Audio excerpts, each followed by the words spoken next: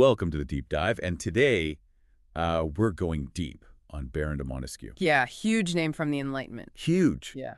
And for our listeners who are, really into philosophy, this is going to be a good one. I've got the research right here, and wow, get ready to rethink, like, government, liberty, even, like, the weather. The weather, huh?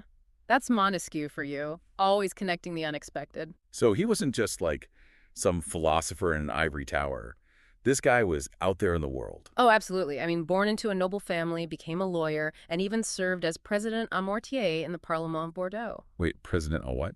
President en Mortier. It was a powerful judicial role, like a chief justice in France's pre-revolutionary system. Okay, so he really knew the ins and outs of power, not just, like, theorizing about it. Hands-on experience. And then, he traveled extensively, especially to England. Ah, England, the land of, like, constitutional monarchy, right? Yeah. Huge contrast to the absolute monarchy back in France.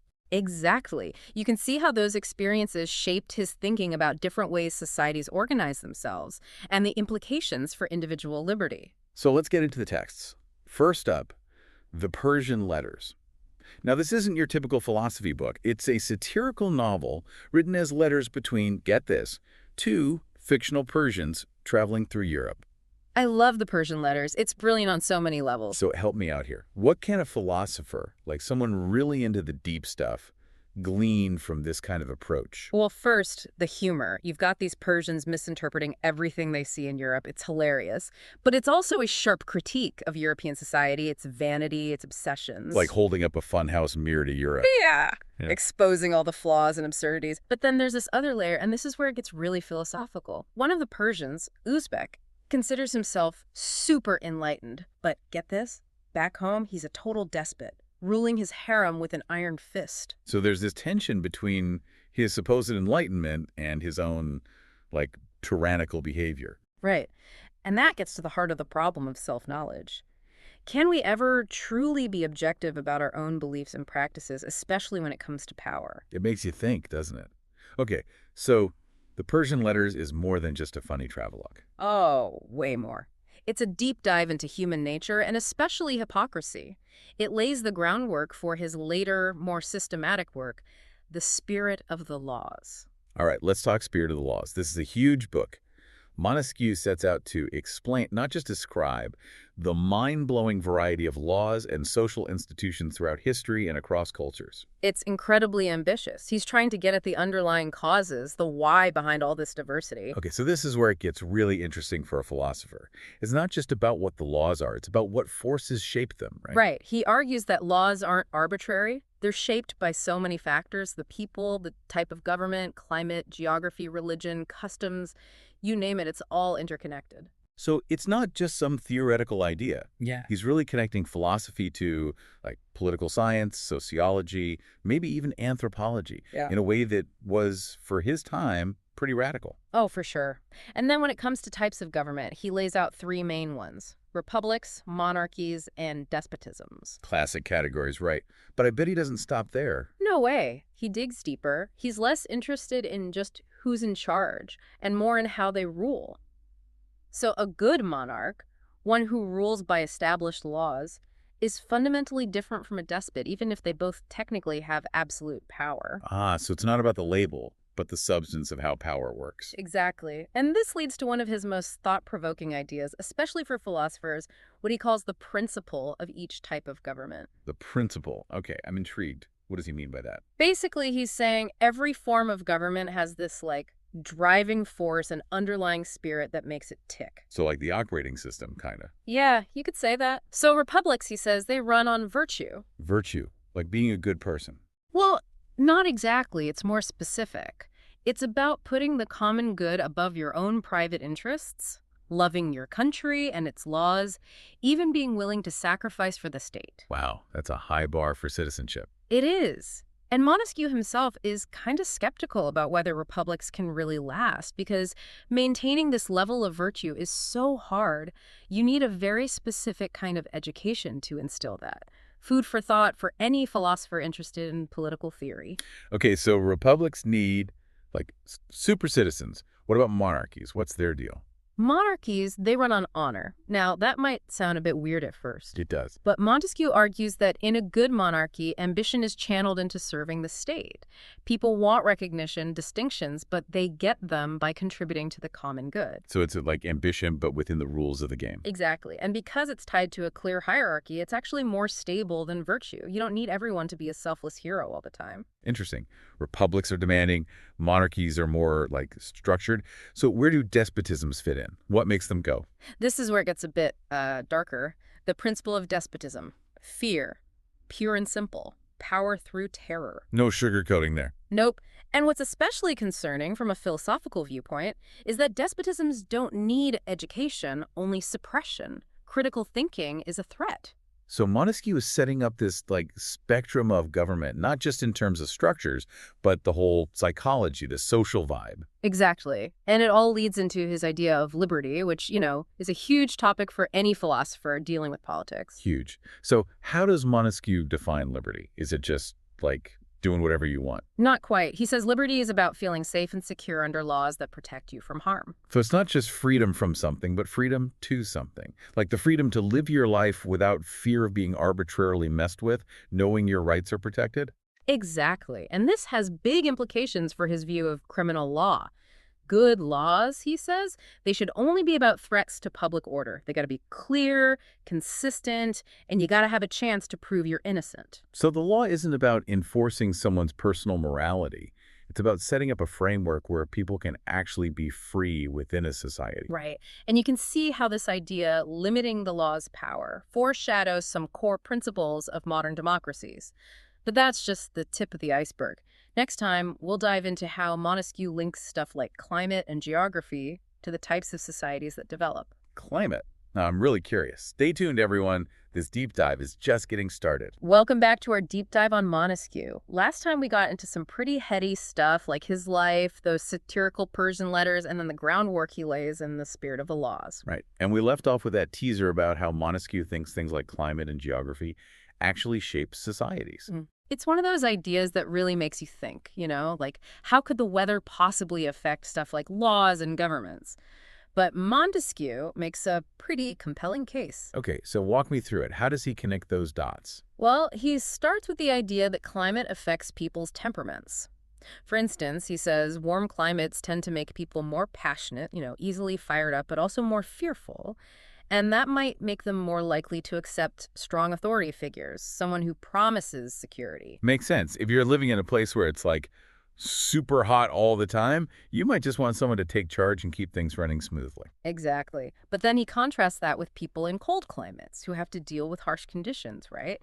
They might develop a different mindset, one that values toughness, independence, and resisting oppression. So climate shapes the basic personality of a people, and that in turn shapes their political and social structures. Precisely. He even suggests that temperate climates, like a lot of Europe, might lead to people with more fickle temperaments, more prone to shifting moods and opinions. Temperate climates, fickle people. Okay, I can kind of see that. But here's the key thing. Montesquieu isn't a determinist. He's not saying that climate dictates everything about a culture. It's more like a subtle influence, a nudge in a certain direction that then interacts with all these other factors. So like climate sets the stage, but people still write the play. Exactly. Now, geography also plays a role, according to Montesquieu. He argues that fertile lands where resources are plentiful tend to produce monarchies. Why? Because people are more concerned with stability, protecting what they've got. And a strong monarch offers that security, even if it means giving up some individual freedoms. Like, hey, as long as I'm comfortable and my stuff is safe, you can rule me, king. Right. But then, in barren lands, where life is a struggle, you get a different vibe. People are more focused on independence, self-reliance, fighting for what's theirs. And those conditions, he argues, are more likely to give rise to republics, where citizens are directly involved in governing themselves. So the environment itself pushes people towards certain ways of organizing themselves. It's fascinating how Montesquieu connects all these dots. It really is. But hold on, because it gets even more interesting when he starts talking about commerce. And this might surprise you, but he actually sees commerce as a force for good. Really? Commerce. I mean, I get that it's important for a society to function, but good. That seems a little counterintuitive. Right. You'd expect someone as concerned with tyranny as Montesquieu to be wary of the power of money. But he flips the script. He argues that commerce, unlike, say, conquest or mining, is self-sustaining and actually has all these positive side effects. Okay, so spill the beans. What kind of benefits are we talking about? Well, for starters, he says it encourages virtues like frugality, peace, even good manners.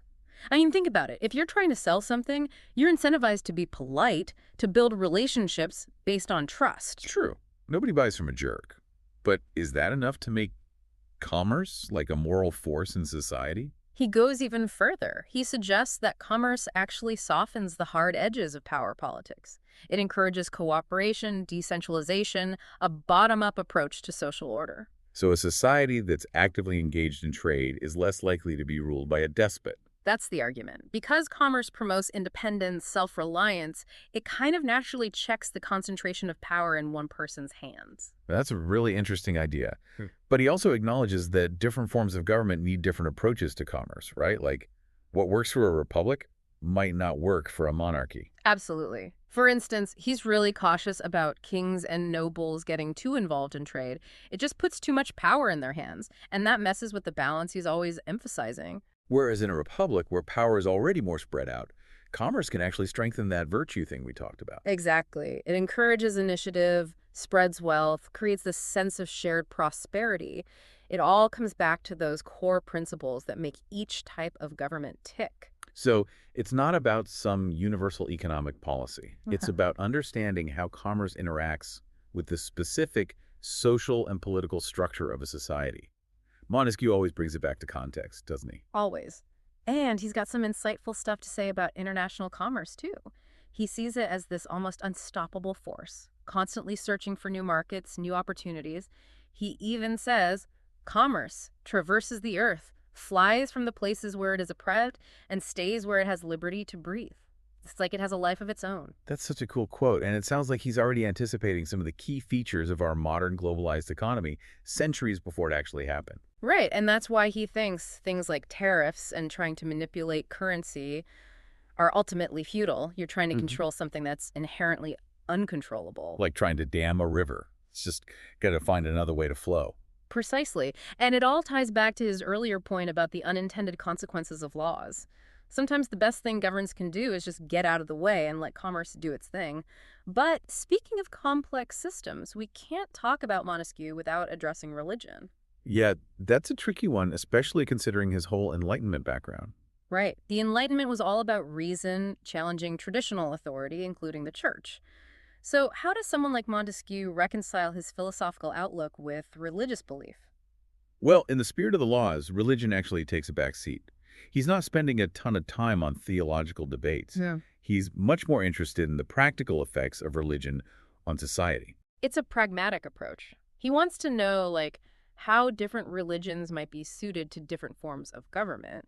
He even suggests that some religions are more compatible with certain climates and cultures. So he's not saying one religion is inherently better than another, just that they might work better in different contexts. Exactly. But one thing he's super clear on is that the state should tolerate all religions as long as they don't threaten public order.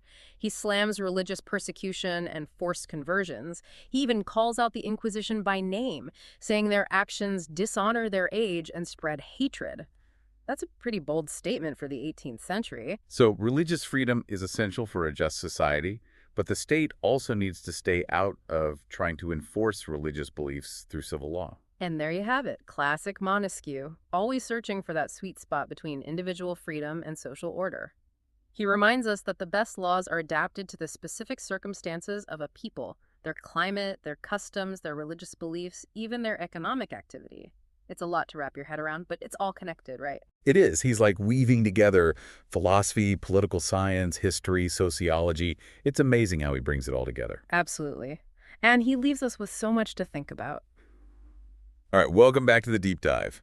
We've been on this whirlwind tour through Montesquieu's big ideas for the last two parts, from different types of government to like the influence of climate and even commerce on how societies actually work. Yeah, we've covered a lot of ground. The Persian letters with all that sharp satire, and then, of course, the masterpiece, The Spirit of the Laws. And it's not just, random theories. He's really trying to connect all these dots, right? Like, how does climate influence people? How does that impact the kind of laws and governments that develop? He was way ahead of his time in seeing those connections for sure. And for me, what's most striking, especially as a philosopher, is that Montesquieu recognizes there's no magic formula, no single answer for how to create a perfect society. Yeah, he's all about context, isn't he? The best laws are the ones that fit the specific circumstances of a people, their history, their environment, all of that. It's like he's giving us this toolkit, but he's not telling us which wrench to use in every situation. We have to Mm. figure that out ourselves. Which is kind of what philosophy is all about, right? Yeah. Using our brains to think critically and apply these ideas to our own lives, our own societies. Exactly. And that's why Montesquieu is still so relevant even centuries later. The questions he was grappling with, how do we balance freedom and order, create just laws, prevent tyranny, those are still the big challenges we face today. It's like he's giving us this roadmap for navigating those challenges, a really detailed and thought-provoking one. I think what's most valuable for our listener, someone who's clearly engaged with these big ideas, is Montesquieu's method itself. He's constantly observing, comparing, analyzing. He's looking at different cultures, different systems, trying to understand what works and what doesn't. And he's always open to new perspectives. It's like he's saying, come on, let's explore this together. Let's question things, challenge assumptions, and really try to figure this stuff out. And that's the beauty of philosophy, isn't it? It's this ongoing conversation, this search for understanding that never really ends. And Montesquieu, even though he's, long gone, is still a fantastic conversation partner. Absolutely. He reminds us that philosophy isn't just some abstract intellectual exercise. It's about how we live, how we govern ourselves, how we create a world that's actually worth living in. Couldn't have said it better myself. So as we wrap up this deep dive, we want to leave you with this. How do Montesquieu's ideas resonate with you? What insights have you gleaned from his work? And think about this. If Montesquieu were alive today, what would he say about our world, our governments, our technology, our struggles for freedom and justice? What would he praise and what would he critique? Those are the questions we hope you'll keep pondering. Use that Montesquieuan method of observation, comparison, analysis. Apply it to your own life, your own community.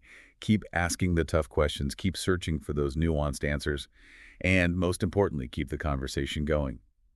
Thanks for joining us on the Deep Dive.